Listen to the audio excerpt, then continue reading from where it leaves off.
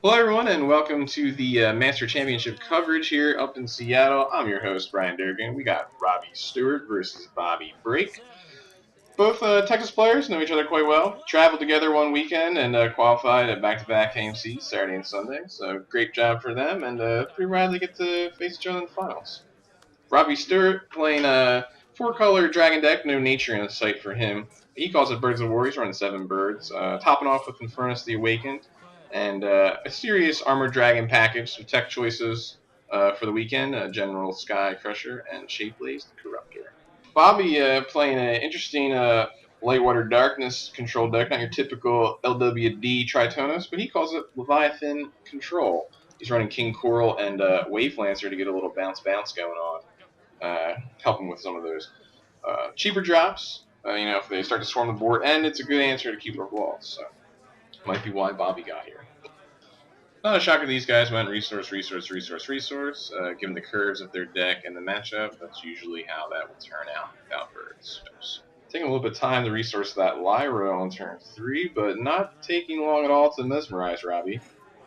Robby's hand, not a lot of gas. Bone Blades are pretty dead unless you happen to catch a naked keeper loss, but Bobby will still get the cantrip anyway. What's the likelihood of that even happening? Yep.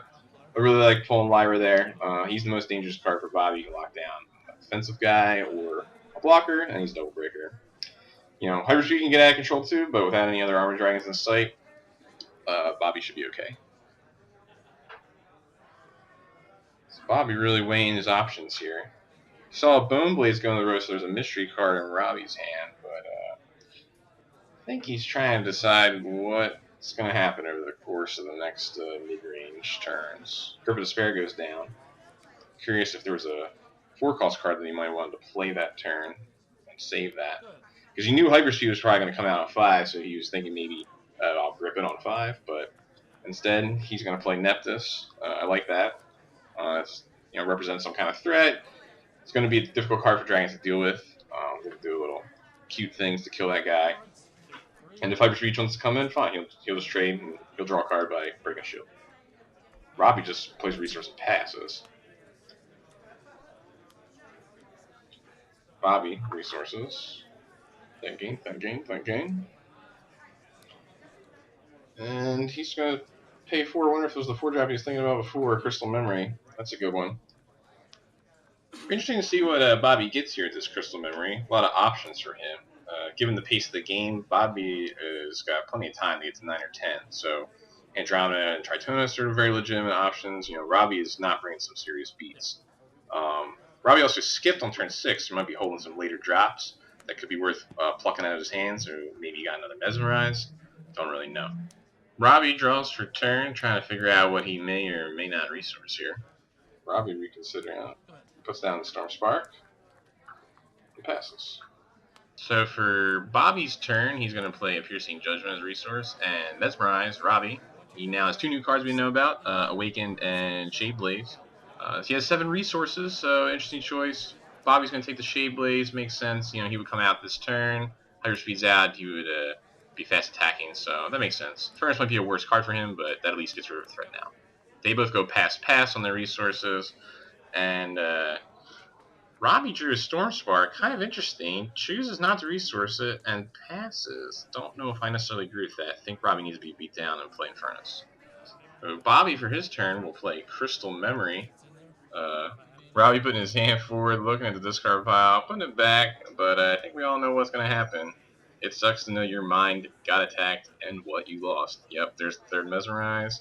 Bye-bye Infernus. That's no good at all.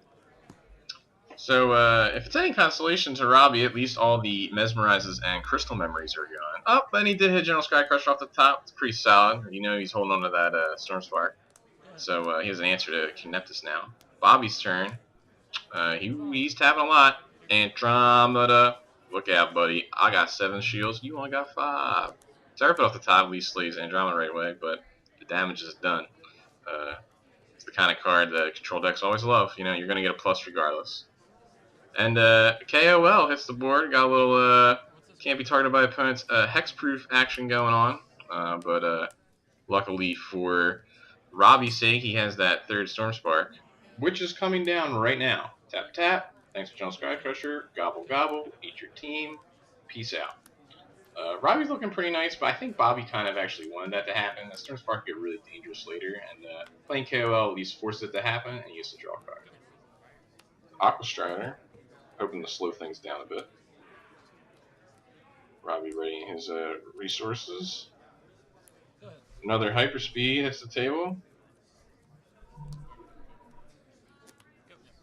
And then a Wave Lancer. Interesting choices here by Robby. He's going to spin the battle, hope to, I guess, hit something big. Any Armor Dragon would be pretty awesome, but it's kind of unfortunate that he didn't attack the previous turn. I mean, Bobby's only sitting on one card, so he's kind of living off the top. I mean, maybe he didn't want to draw extra cards, and he's a little scared of that Shield Blast count, but you have to realize that 24 shields comes with Crystal Memory and Bone Blades and Toxic Fog, cards you don't really care if you hit with those dragons. Given the board position and the deck styles, Robby is definitely the one that should be on offense. Yeah, again, no tacking. I'm not a huge fan of. He's hellbent. He has no cards in his hand. Yep, and here comes Tritonus. So now things are going to get really, really ugly because you have 7. Yeah, you just chopped the Nyx. That's basically another dead draw. I mean, he has a full grip of cards anyway. I don't see what the fears of swinging with your guys. Maybe you don't want Tritonus to swing back, but oof. Toxic Fog's nice 2-for-1, killing your Nyxes. It's going to freeze General Sky Crusher with Tritonus. Oh, and 6 for Storm Spark? Yeah, the freeze, not really going to matter. Can't believe it took Bobby that long to decide to play that. We'll freeze him for, announcing my spell's sake, but pretty sure Robby's board is completely gone. Yep, bye.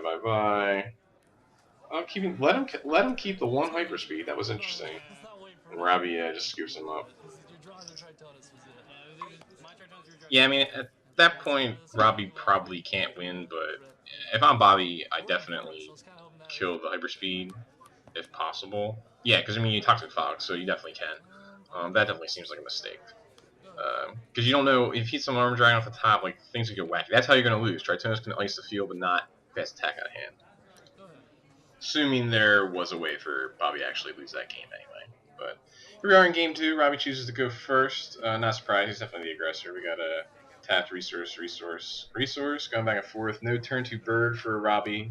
A little unfortunate. Oh, turn late there with an Umbra. He has 4 in his deck, so the likelihood isn't amazing, but it definitely really helps against Leviathan control.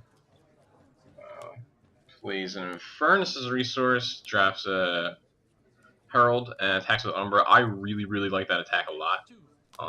He definitely just needs to just get in.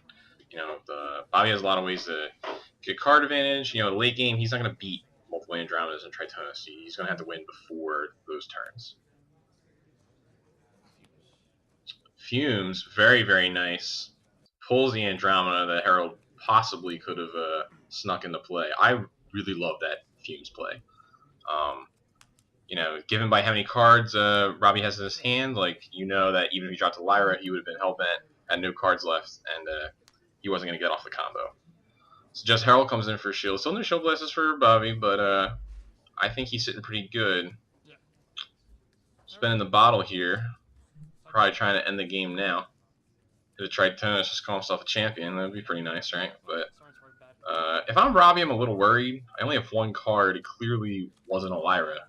Because he would have played it and just killed. I would have just played it and killed Fumes anyway. Because again, Bobby's only going to 5. You're not going to get Lyra back the next turn you swing for basically all of his remaining shields. But we will see what happens. And away we go on the bottle. Terror Pit. That's not good. Basically kills all of Robby's offense right now. Obviously, could have been more devastating, but definitely not good. And then another pass from Robby. This is starting to get a little rough. Yep, here comes his Lyra. Now he doesn't have a bird anymore, which is basically like losing a resource for a dragon deck. It's going to pass back to Bobby with 1 card in hand. So clearly he's holding some kind of big dragon, probably. It could be a Terror Pit. but I could see holding that for someone like Andromeda. Oh, nope. All right, so Terra Pit maybe off the top. I guess it has to be, otherwise he would have played it last turn. And now Robby playing a research very quickly, spending 8 for Shade Blaze probably. Yep, Shade Blaze. He comes down, clearly going to kill Fumes. Yep, and come in. I would hope. Passes. Very questionable there. Not sure why he didn't attack. I don't see the harm in that. Bobby's now up to 9 resources, but just chooses to grip the Shade Blaze away. There's, since he has no cards in hand, that's basically a 5-cost Terra Pit. Lyra doesn't freeze anything, but I think Robby knows he needs to put a little bit of offense in, but not that it's going to matter. Andromeda just hit the board back to 5 shields. Lux gives a little protection, but here's the big king. 1, 2, 3, 4, 5. Come at me. Robby draws another blank with Bone Blades. Bobby playing very, very fast. I feel like he can taste it at the moment. Crystal Memory, he's got 7 left. Wouldn't be surprised he gets Storm Spark. Yep, he's going to wipe it down. His team is gone. Everybody, I think, at the table saw that coming. And Robby just plays another dead draw as a resource. I don't blame him. You want to be able to play your big dragons when you draw them. So Bobby spending 5. King Neptus spending 4. KOL, threatening game. What's Robby to do? Hands him his shake. That's game. Bobby Break is your champion. First time Kaijudo champion. Congratulations, Bobby. Well played. I think there's some highlights in this match that are worth looking at. Some parts that I think definitely could have had things go differently. In the last game that we just saw, Robby, I think, definitely needed to be a little bit more aggressive, not attacking with Shade Blaze. Definitely seemed incorrect.